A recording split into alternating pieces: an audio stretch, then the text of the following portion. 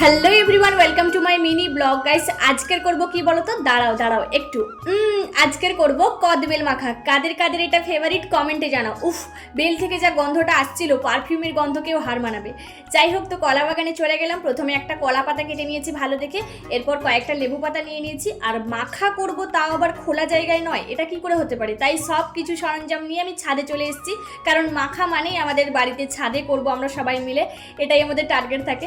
তো প্রথমে কলা পাতাটাকে ভালো করে জল দিয়ে ধুয়ে নিয়েছি, এরপর বেলটাকে ফাটানোর পর উফ, যা লাগছিল, গন্ধটা নাকে আসছিল যে কখন মাখা হবে কখন মাখা হবে। তো দেখো, খোলা থেকে সব বেল বের করে নিয়েছি। এরপর একটু লেবু আর লঙ্কাকে জলে ধুয়ে নিয়ে প্রথমে লঙ্কা নুন দিয়ে ভালো করে দলে নিয়েছি। ওই যে কাঁচা লঙ্কা আমাদের বাড়ির, কি ঝাঁঝ। তারপরে একটু শুকনো লঙ্কা দিয়ে দিয়েছি, এরপর সর্ষে তেল দিয়ে লেবু পাতা দিয়ে ভালো করে মেখে এবার বেলের সাথে একটু চিনি গুঁড়ো দিয়েছি, কারণ আগের দিন আমাদের চিনি একটু গুঁড়ো হয়েছিল, তাই সেটা ছিল, তাই গোটা চিনি দিইনি, গুঁড়ো চিনি দিয়েছি।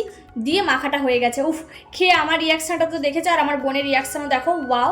তো কাদের কাদের কদবেল মাখা ফেভারিট কমেন্টে জানাও।